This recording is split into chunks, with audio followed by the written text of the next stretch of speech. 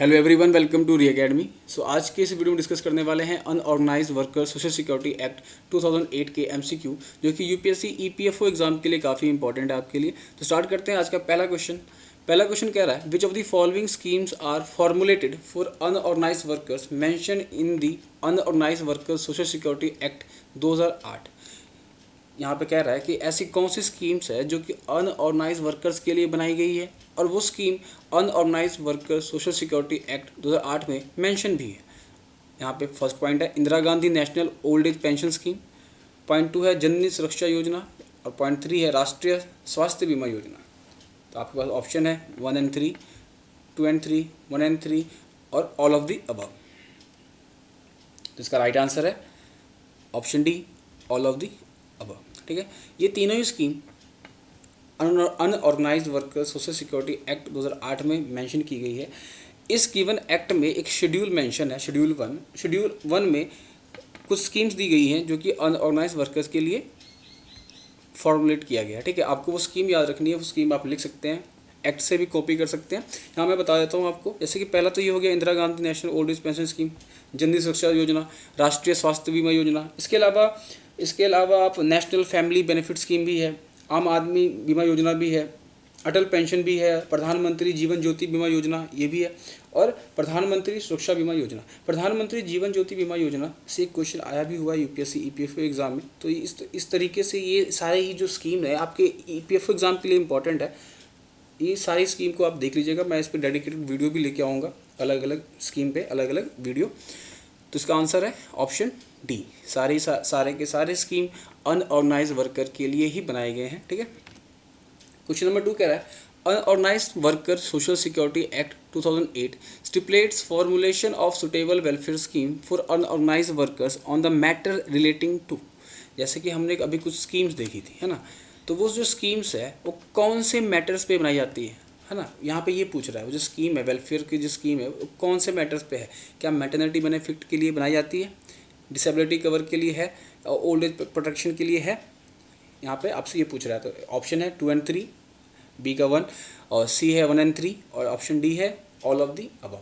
तो अगर आप पिछले क्वेश्चन से इसको मैच करो तो Indira Gandhi national old age pension scheme, तो आप यहाँ से देख सकते हो कि पेंशन तो कवर हो रहा है। ठीक है, ओल्ड एज प्रोटेक्शन कवर हो रहा है। डिसेबिलिटी के लिए आप जानते हो प्रधानमंत्री जीवन ज्योति बीमा योजना है, ये सब डिसेबिलिटी के लिए है। तो हमारा ये पॉइंट 2 भी कवर होता है। और हमने देखा अभी जननी सुरक्षा योजना, ये मैटरनिटी बेनिफिट है, तो हमारा ये पॉइंट भी कवर होता है। इसका राइट आंसर हो गया option D, all of the above. ठीक है, तो ये तीनों ही। और इसके अलावा पॉइंट 4 ये है कि जो सेंट्रल गवर्नमेंट चाहे, ठीक है, अगर सेंट्रल गवर्नमेंट चाहे तो वो अपने हिसाब से कोई भी मैटर पे लॉ बना सकती है अनऑर्गेनाइज्ड वर्कर के लिए। ठीक है, अपने हिसाब से कोई भी स्कीम फॉर्मुलेट कर सकती है अनऑर्गेनाइज्ड वर्कर के लिए। क्वेश्चन नंबर 3 कह रहा है which of the following statement regarding the unorganised worker social security act 2008 stands true.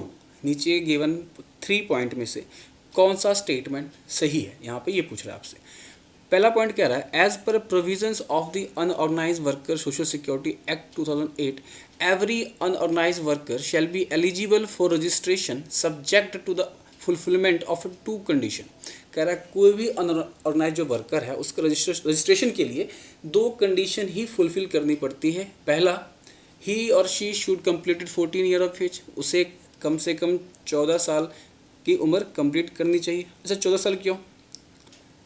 क्योंकि फंडामेंटल राइट में, राइट टू एजुकेशन में क्या है, 14 ईयर तक के बच्चों को फ्री एजुकेशन, तो इसके बाद आप काम कर सकते हो। ठीक है, यहाँ पे इसलिए 14 ईयर है कि कम से कम 14 ईयर की अगर उसकी एज हो गई है तब, और अगर उसने सेल्फ डिक्लेरेशन दिया है कि हाँ भाई मैं 14 हो गया हूँ और मैं अब अनऑर्गेनाइज्ड वर्कर का काम कर रहा हूँ। ठीक है, एज अनऑर्गेनाइज्ड वर्कर काम कर रहा हूँ, तो ये अगर ये दोनों कंडीशन वो फुलफिल कर लेता है तो उसका रजिस्ट्रेशन हो जाएगा।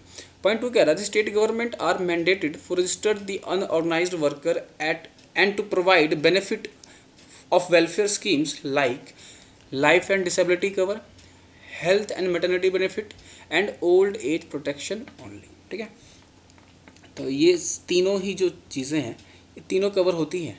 ठीक है, तीनों ही की तीनों चीज़ें, ये वेलफेयर जो मेज़र है ये तीनों के तीनों अनऑर्गेनाइज्ड वर्कर के लिए फॉर्मुलेट की गई है और कवर होती है। इसमें स्टेटमेंट में गलत क्या है? स्टेटमेंट में गलत यहाँ पे है, यहाँ पे स्टेट गवर्नमेंट नहीं होगा, स्टेट गवर्नमेंट ये काम नहीं करता, ये काम कौन करता है? सेंट्रल गवर्नमेंट ये काम करता है। ये बात आपको याद रखनी है। सेंट्रल गवर्नमेंट कौन सा काम करता है? लाइफ एंड डिसेबिलिटी के लिए करता है, हेल्थ एंड मैटरनिटी के लिए करता है, ओल्ड एज प्रोटेक्शन के लिए करता है, और any other benefit determined by central government. ये चार चीज़ें सेंट्रल गवर्नमेंट ही करती है। तो यहाँ पे ये ऑप्शन यहाँ हो गया गलत। इसके अलावा पॉइंट 3 कह रहा है about 93% of the total work force in India is in the unorganised sector. क्या ये बात सही है? ये बात भी बिल्कुल सही है। अभी के टाइम में भी अगर आप चेक करो तो 93-94% ही है अनऑर्गेनाइज सेक्टर के काम करने वाले लोग। ठीक है, तो ये भी स्टेटमेंट सही है और पहला स्टेटमेंट भी सही है। तो इसका राइट आंसर हो जाएगा 1 और 3 ओनली, ऑप्शन सी 1 और 3 ओनली। ठीक है, तो नेक्स्ट क्वेश्चन देखते हैं।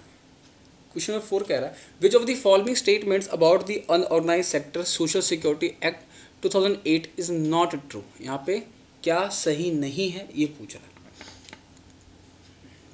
ऑप्शन ए है this act give a definition of home based worker and it is same as self employed worker.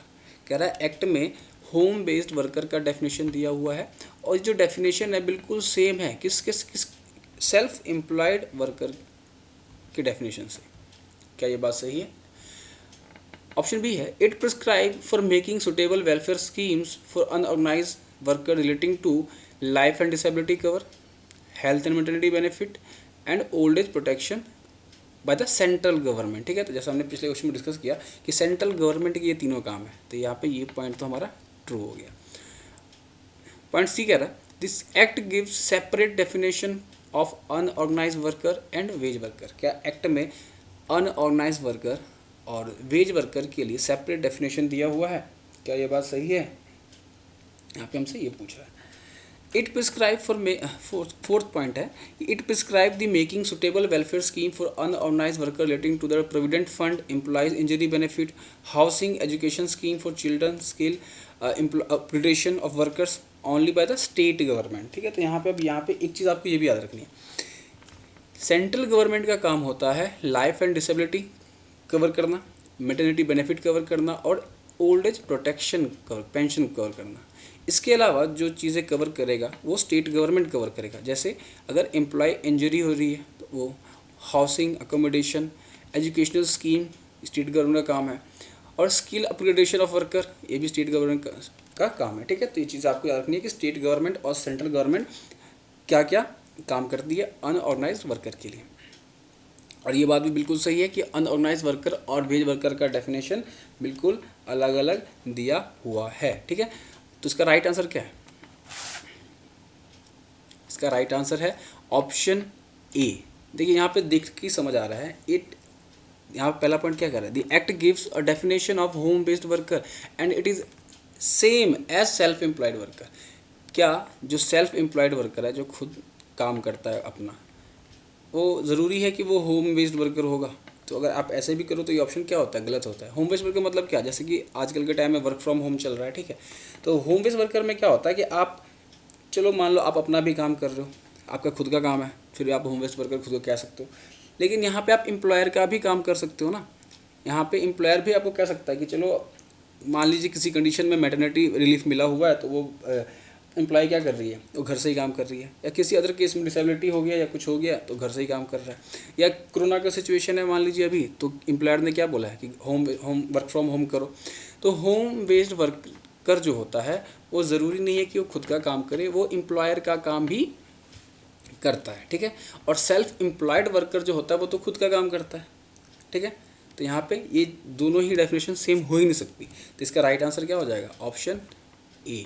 Option A इसका राइट आंसर हो जाएगा कि दोनों ही डेफिनेशन सेम नहीं है। ठीक है, इसके अलावा पॉइंट 3 में था डेफिनेशन ऑफ अनऑर्गेनाइज्ड वर्कर और वेज वर्कर। अनऑर्गेनाइज्ड वर्कर का डेफिनेशन क्या होगा? देखिए ये काफ़ी ब्रॉड सेंटेंस भी टर्म है। इसमें क्या है कि अनऑर्गेनाइज्ड वर्कर में होम बेस्ड वर्कर भी आ सकता है, सेल्फ एम्प्लॉयड वर्कर भी आ सकता है, वेज वर्कर भी आ सकता है। ठीक है, इसके अलावा आपको अगर याद रखना है तो वो पर्सन, वो वर्कर जो कि कवर नहीं होता गिवन एक्ट में से। कौन से एक्ट में से? जैसे कि वर्कमैन कंपनसेशन एक्ट है, इंडस्ट्रियल डिस्प्यूट एक्ट है, एम्प्लॉय स्टेट इंश्योरेंस एक्ट है, employ provident fund and miscellaneous provision act जो दिया हुआ है वो, मैटरनिटी एक्ट जो है, और ग्रेचुटी एक्ट जो है।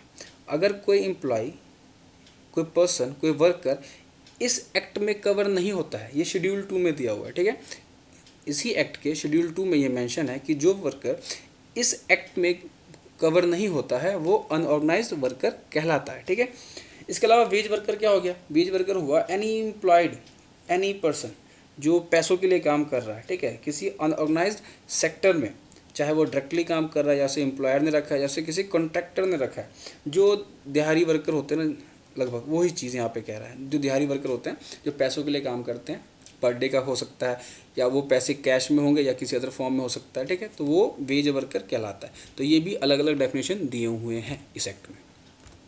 क्वेश्चन नंबर 5 कह रहा है choose the correct option regarding national social security board, ठीक है। तो पहले आप याद रखना कि 2 बोर्ड है, नेशनल सोशल सिक्योरिटी बोर्ड भी है और स्टेट सोशल सिक्योरिटी बोर्ड भी मेंशन है इस एक्ट में, ठीक है। मैं कोशिश करूंगा कि इस एक्ट से एक और पार्ट 2 लेके आऊँ, क्योंकि क्वेश्चन इसके अवेलेबल नहीं है, इसके क्वेश्चन बनाने पड़ रहे हैं और काफ़ी टाइम लगता है बनाने में। तो मैं कोशिश करूँगा कि इसका एक और पार्ट, इसमें 5 क्वेश्चन और डिस्कस करें हम इस एक्ट से, क्योंकि काफ़ी इंपॉर्टेंट एक्ट है ये और काफ़ी क्वेश्चन आने के चांसेस हैं इससे। जैसे मैंने आपको बताया कि इसी एक्ट में मेंशन था प्रधानमंत्री जीवन ज्योति बीमा योजना, और इससे ईपीएफओ में क्वेश्चन आ भी चुका है, ठीक है। यहाँ पे कह रहा है नेशनल सोशल सिक्योरिटी बोर्ड के बारे में बताओ कौन सा इसमें से इनकरेक्ट है। ऑप्शन 1 है यहाँ पे, union minister for labour and employment is a ex officio chairman. क्या जो union minister of labour and employment जो है, क्या वो एक्स ऑफिशियो चेयरमैन होते हैं इस सिक्योरिटी बोर्ड के? देखते हैं। पॉइंट 2 कह रहा है the labour enforcement officer is an x officio member secretary. क्या जो लेबर इन्फोर्समेंट ऑफिसर होते हैं क्या वो एक्स ऑफिशियो मेंबर सेक्रेटरी होते हैं? ये भी देखते हैं। पॉइंट 3 कह रहा है 34 members to be nominated by the central government. Central government 34 member nominate करता है अपनी तरफ से। क्या ये बात सही है? पॉइंट डी कह रहा है यहाँ पे the term of the national board shall be 3 year. 3 साल का ही टर्म होता है। क्या ये बात सही है? पूछ रहे हैं आपसे। तो इसका राइट आंसर है, option B, the labour enforcement officer is a ex officio member secretary. यहाँ पे इनकरेक्ट पूछ रहा था, ध्यान रखना है आपको। तो लेबर इन्फोर्समेंट ऑफिसर वो नहीं है जो मेंबर सेक्रेटरी होता है। वो कौन होते हैं? वो डायरेक्टर जनरल होते हैं लेबर वेलफेयर के, ठीक है। डायरेक्टर जनरल होते हैं एक्स ऑफिशियो मेंबर सेक्रेटरी। आप लिख लेना ये बात। Union minister of labour and employment, ये तो एक्स ऑफिशियो चेयरमैन होते ही होते हैं। अच्छा, अभी union minister of for labour and employment है कौन? नाम क्या उनका? उनका नाम है संतोष गंगवार, ठीक है। ये आपको नाम याद रखना है। 34 member to be nominated by the central government, ये बात भी बिल्कुल सही है, ठीक। अच्छा, 34 मेंबर जो है इसका डिवीज़न किस तरीके से है, कॉम्पोजिशन कैसा है, तो आपको याद रखना है। इस तरह क्वेश्चन जनरली ही पूछे जाए, क्योंकि डाटा बेस्ड क्वेश्चन है काफ़ी ज़्यादा। लेकिन आपको जो स्कीम है उसमें डाटा आपको याद रखना है, क्योंकि लास्ट ईयर एक क्वेश्चन आया था अटल पेंशन से, उसमें डाटा पूछा था कि कितना कवर हो गया, कितना कवर होना है, कितने पैसे गवर्नमेंट ने खर्च किए हैं। तो वहाँ पे डाटा काम का है आपके लिए। तो यहाँ पे देखते हैं 34 जो मेंबर है उसका डिवीज़न कैसा है। तो आपको देखना है, याद रखना है, 7 मेंबर जो होते हैं वो अनऑर्गेनाइज्ड सेक्टर के होते हैं, वर्कर होते हैं, ठीक है। इसके अलावा जो 7 मेंबर होंगे वो एम्प्लॉयर की साइड के होंगे, जो अनऑर्गेनाइज सेक्टर का जो एम्प्लॉयर है उसकी साइड के होंगे। और जो 7 मेंबर है वो सिविल सोसाइटी या कोऑपरेटिव सोसाइटी, किसी भी सिविल सोसाइटी से हो सकते हैं। इसके अलावा 2 लोकसभा से और 1 राज्यसभा से होंगे। और 5 जो मेंबर होंगे वो सेंट्रल गवर्नमेंट गवर्नमेंट की किसी मिनिस्ट्री या डिपार्टमेंट से नॉमिनेट करेंगे, और 5 मेंबर स्टेट गवर्नमेंट अपनी तरफ से नॉमिनेट करेगा। तो ये कॉम्पोजिशन होता है 34 मेंबर का, ठीक है। इसके अलावा the term of national board shall be 3 year, ये बात भी बिल्कुल सही है। इसके अलावा एक चीज़ आप और याद रख लो कि ये जो बोर्ड है, सिक्योरिटी बोर्ड है, इसे साल में 3 बार मिलना पड़ता है, ठीक है। साल में 3 बार मिलना पड़ता है, मेजर लेने पड़ते हैं वर्कर्स के लिए, अनऑर्गेनाइज वर्कर के लिए, ठीक है। अच्छा, तो ये था आज का हमारा सेशन। टोटल 5 क्वेश्चन हमने डिस्कस किए। डिटेल से डिस्कस करने की कोशिश करते हैं हम लोग सारे ही क्वेश्चन को। अगर ये वीडियो, ये सेशन आपको अच्छा लग रहा हो तो प्लीज़ सब्सक्राइब कीजिए, लाइक कीजिए, कमेंट करके सजेशन दीजिए ताकि मैं उस पर काम कर सकूं। आप इस वीडियो की PDF ले सकते हो टेलीग्राम के चैनल री एकेडमी से, वहाँ मैं ये वीडियो की PDF अपलोड कर दूँगा। तब तक के लिए ख्याल रखिए, स्वस्थ रहिए, थैंक यू।